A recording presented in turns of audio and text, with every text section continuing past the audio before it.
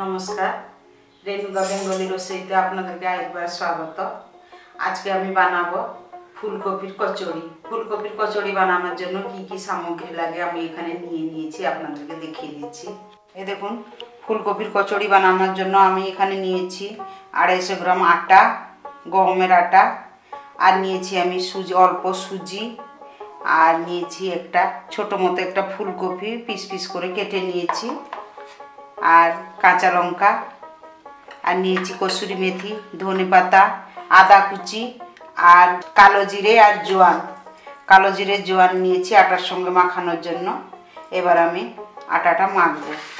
এই দেখুন একটা বাসনে আটাগুলো ঢেলে নিলাম, আর নিলাম আমি এর সঙ্গে সুজি অল্প মিশা দেব,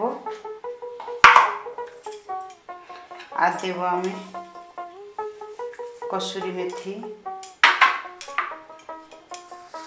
জোয়ান আর কালো জিরে অল্প দিলাম আমি। এবার আমি একটু লঙ্কার গুঁড়ো আর একটু ধনে গুঁড়ো আর অল্প ধনেপাতা কুচি দিলাম।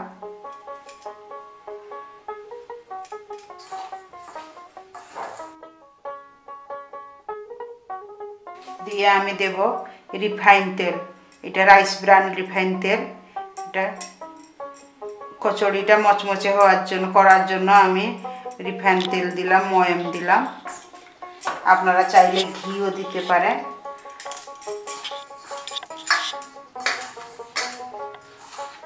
দেখুন আটাগুলো আমার হয়ে গেছে, তেল মাখিয়ে দিলাম ভালো করে আটাতে।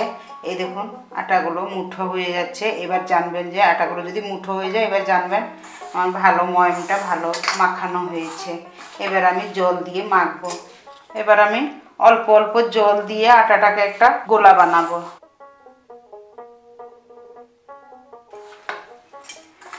অল্প অল্প জল দেবো, না হলে পাতলা হয়ে যাবে। পাতলা হয়ে গেলে ভালো লাগবে না, বানাতে কষ্ট হবে। তাই অল্প অল্প জল দিয়ে আমি আটাটাকে মাখবো ভালো করে। শক্ত শক্ত থাকলে কচড়ি বানাতে ভালো লাগবে।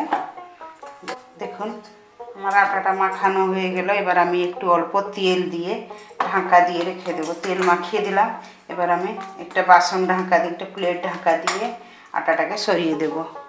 একটা প্লেট আমি ঢাকা দিয়ে দিলাম, দিয়ে আটাটাকে আমি সরিয়ে দেবো, ঢাকা দিয়ে রেখে দেবো। এবার আমি ফুলকপিগুলোকে কদ্দুকস করে নেব। দেখুন এই ফুলকপিগুলো আমি ধুয়ে ভালো করে রেখেছিলাম, কেটে ধুয়ে দিয়েছিলাম।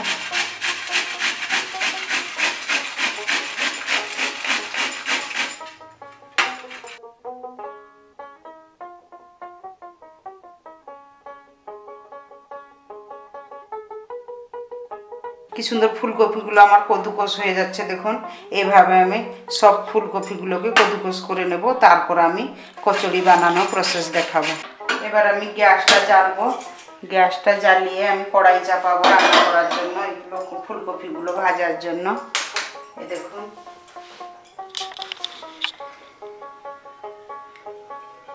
দু চামচ মতো তেল দিলাম আমি।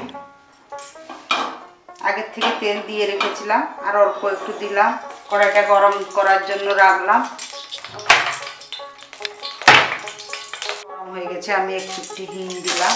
এবার আমি দেব কালো জিরে জোয়ান ফোড়ন দেব একটু, আর আমি দেব আদা কুচি,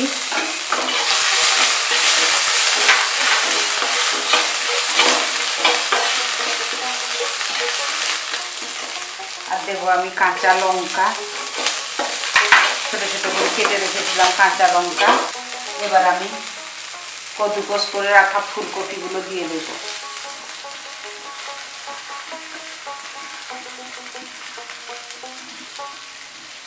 ফুলকপিগুলো দিয়ে দিলাম, ভালো করে আমি নাড়তে থাকবো। গ্যাসের আঁচটা বাড়িয়ে দেবো আমি।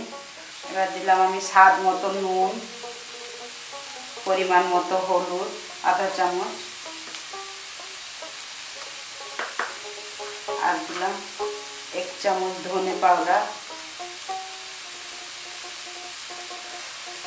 আর একটু হালকা লঙ্কা পাউডার দিলাম আমি।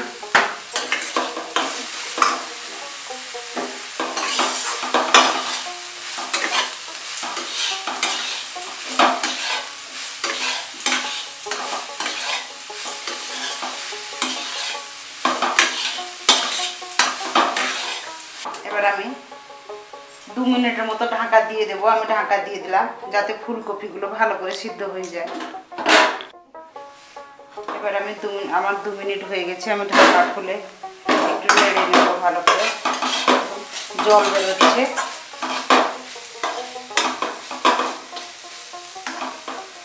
এবার আমি একটু গরম মশলার পাউডার দিলাম। পনিরগুলোকে আমি গুঁড়ো করে রেখেছি, এগুলো না দিলেও চলে, কিছু ব্যাপার নেই, কিন্তু আমার ছিল বলে দিয়ে দিচ্ছি। পনিরগুলো আমি ঘরে বানিয়েছিলাম, সেই পনিরগুলো ভালো করে হাতে ভেঙে গুঁড়ো করে এর মধ্যে দিয়ে দিলাম। পুরটা বেশি টেস্টি, পনির দিলে পুরটা টেস্টি লাগবে, খেতে ভালো লাগবে। এইভাবে আমি যেভাবে বানাচ্ছি পুরো ভিডিওটা দেখে এইভাবে বানিয়ে ঘরে খান, দেখবেন খুব ভালো লাগবে। ভালো লাগলে আমাকে কমেন্ট করে জানাবেন কেমন হয়েছে। আমার পুর বানানো হয়ে গেছে। এবার আমি গ্যাসটা বন্ধ করে দেব। দেখুন আগে থেকে আটা মাখিয়ে রেখেছিলাম, আমি একটা ডো বানিয়ে রেখেছিলাম। এবার আমি একটু একটু নেচি করে নেব।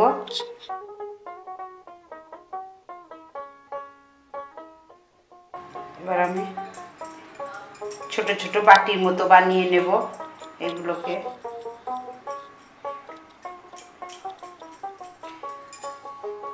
তার ভিতরে পুর দেব আমি। দেখুন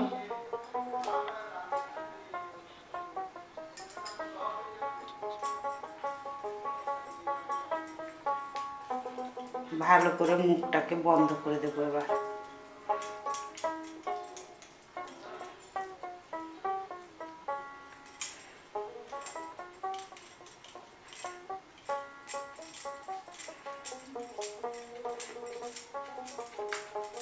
এবার আমি এটাকে বেলবো না, হাত দিয়ে ভালো করে একটু বড় বড় করে নেব।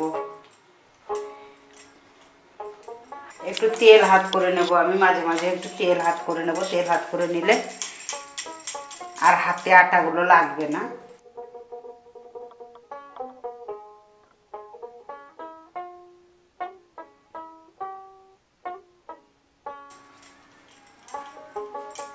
আমি এই দুটো বানিয়ে নিয়েছি, এভাবে আমি সবগুলো বানিয়ে নেব, একটা একটা করে সবগুলো বানিয়ে নেব, তারপর আমি ভাজতে দেখাবো।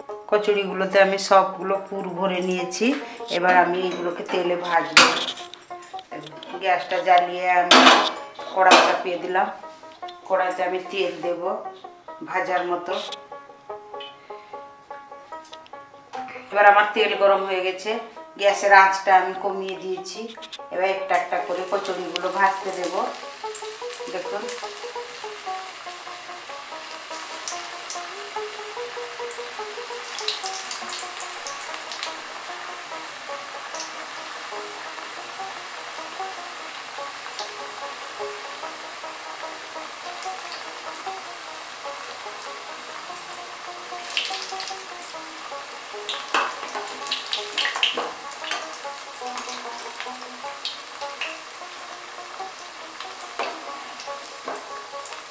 দেখুন এক দিকটা আমার হয়ে গেছে, আরেক দিকটা আমি পাল্টিয়ে দেব। দেখুন কি সুন্দর লাল লাল হয়ে গেছে।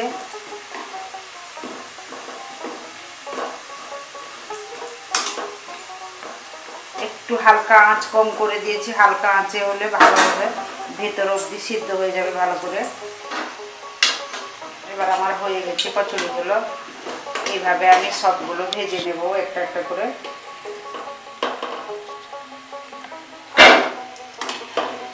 তেলও বেশি লাগে না, দেখুন যতটা তেল দিয়েছিলাম সেই তেলগুলো সমস্ত আছে।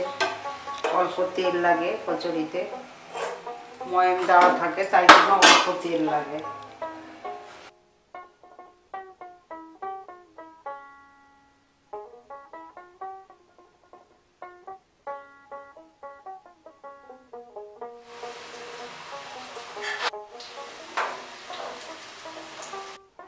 দেখুন কি সুন্দর মচমচে হয়েছে আমার কচুরি। দেখুন ভিতরে পুরগুলো সুন্দর সিদ্ধ হয়ে গেছে। খুব সুন্দর কচুরি হয়েছে। এই দেখুন আমার কচুরি বানানো হয়ে গেছে। আর সঙ্গে আমি রেখেছি ধনেপাতা, টমেটো, রসুন দিয়ে, কাঁচা লঙ্কা, রসুন দিয়ে চাটনি। এই চাটনিটা আমি আর অন্য একদিন দেখাবো আপনাদেরকে কিভাবে বানানো হয়। এইভাবে আপনারা ঘরে বানিয়ে খান, খেলে দেখবেন খুব ভালো লাগবে। ভালো লাগলে আমাকে কমেন্ট করে জানান, শেয়ার করুন, লাইক করুন, আমার চ্যানেলকে সাবস্ক্রাইব করুন। ফুল ভিডিওটা দেখার জন্য ধন্যবাদ, নমস্কার। আবার আমি আসবো একটা নতুন রেসিপি নিয়ে।